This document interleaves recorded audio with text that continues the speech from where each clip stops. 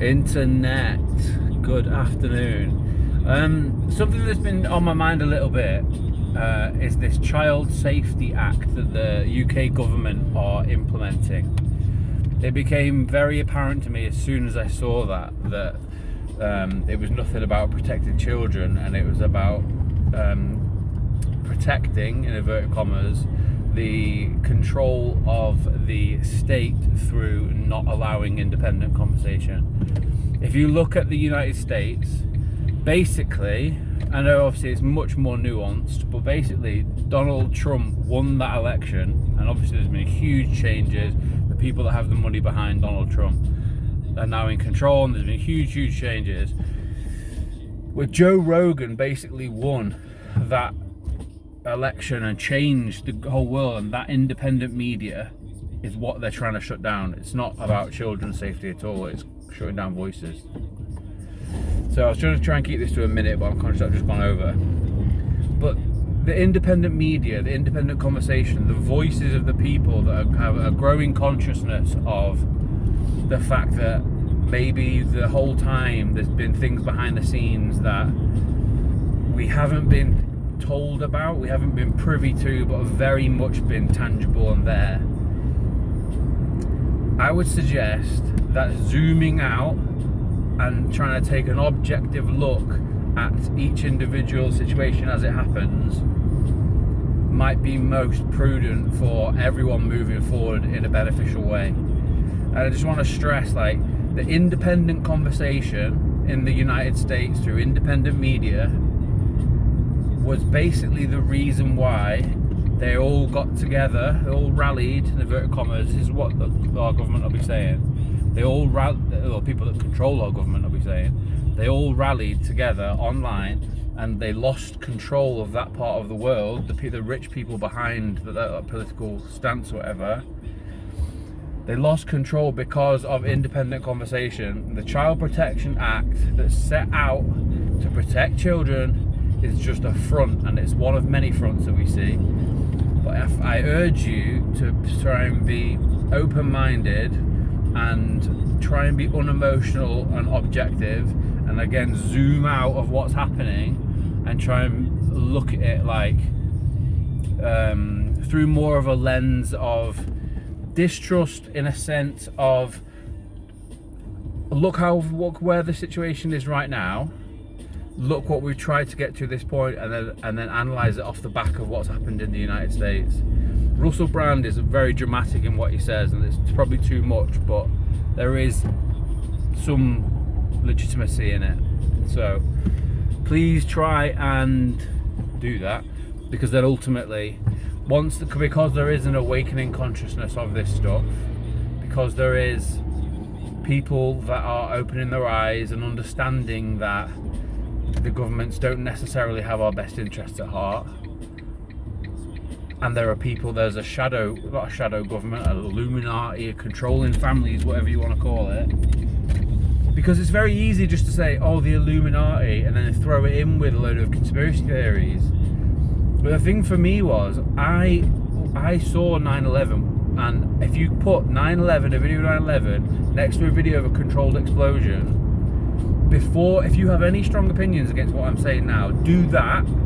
Put the 9/11 video against the video of a controlled explosion, and ask yourself if there are enough similarities between those two things to question what we were told about it, and then put 15 years on top of that. So I understand that there is going to be a number of people that just think, oh, this is too much, this is whacked up crazy. But I do understand also that there very much is a growing consciousness of people that are becoming more aware.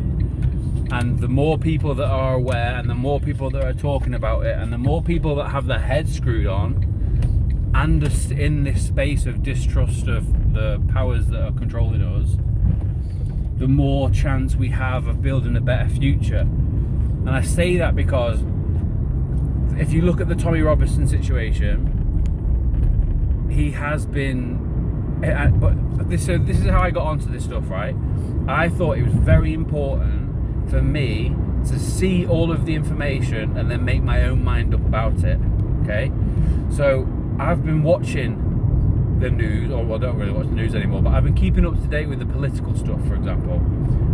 But then I also thought, and this is how I got onto it, it was with Andrew Tate. I was like, oh, Andrew Tate's getting all this attention, he's been clipped up and stuff. I need to find out from the horse's mouth what the crack is here. So I started listening to him, and while he does sound incredibly misogynistic, and it probably that wouldn't be how I would treat women, there is also fundamental messages within what he says about faith and strength and anti-establishment.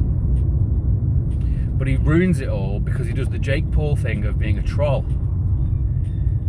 And it's so there's people that are following him that are then, and then the leftist media that it's created, the leftist media are then purporting him as this monster. And there is an element of, yes, there's things that he does that I definitely wouldn't do, but there are also things that says that are definitely true, and that's what they're scared of more.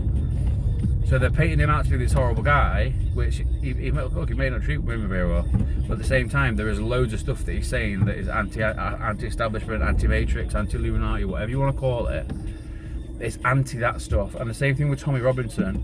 Tommy Robinson's getting a following because of the situation that's happening in the UK is being completely mismanaged. And not only is it being completely mismanaged in a fundamental sense of they shouldn't be letting all these boats in, it's also being mismanaged because they're shutting down the voices of the normal people who just want their country to be happy and safe and sound, whatever.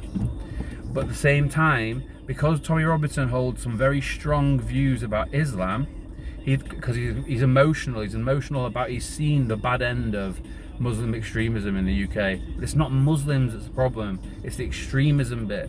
Because I know Muslims that are great. The Muslims that I know, I love them, I think they're really cool. But it's because it's been distorted. But Tommy Robinson's got this following now behind him of this hatred towards Islam, and that isn't going to help, even though he is sharing he has been mistreated, and he's sharing some very important messages about how the establishment runs things and shuts voices down. The flags that are around the UK now is an emotional reaction, and to be honest, a justified emotional reaction to a situation that these people are finding their communities in.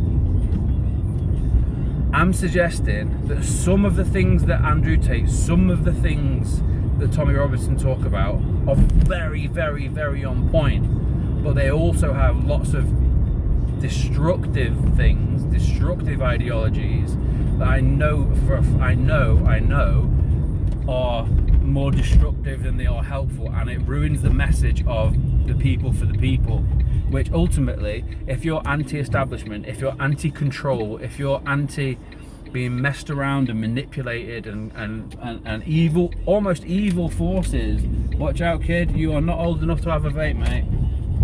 But he screw faced me as well, he's about 4 foot tall, less 3 foot tall, bloody hell. Gonna let you through.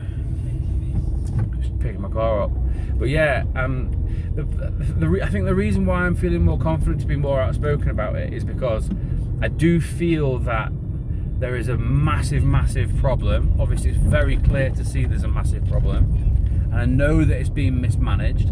I know that people are getting emotional. And I think that if someone, I'm in a fairly humble and not big-headed sense, someone with a little bit between their ears can be rational and objective and say, look, Islam's not the problem. There are problems going on, and they're being expedited, they're being increased, they're being made a million times worse because of the lack of gumption, the lack of handling of the situation by the government, who frankly are probably allowing this all to happen. I've just arrived at the garage now, so I need to get my car, but it's very sensitive. It's a very sensitive situation that needs to be better handled. But I think that some of the messages that those two guys in particular are sharing are very important, but they ruin it with the hateful side of it. So I'm hoping that in doing this, eventually it'll get to the point where people will actually listen to me. I've got experience in racism. I've got experience of being an immigrant. My partner, my soon-to-be ex-partner, unfortunately, is a different race. My kid's a different race. I've seen racism every day for them in Spain. I've experienced a little bit of it myself being an immigrant when I was living abroad. I think that gives me a broad spectrum of objective understanding of the situation, and I hope that sooner rather than later I'll be able to use that for a force for good. Just listen to that. Hopefully I don't get pinged for copyright. But thanks for listening. It's very important that we get more sane, strong people, and as I say, unbig-headedly, I consider myself to be one of those. So let's go. Let's get my car.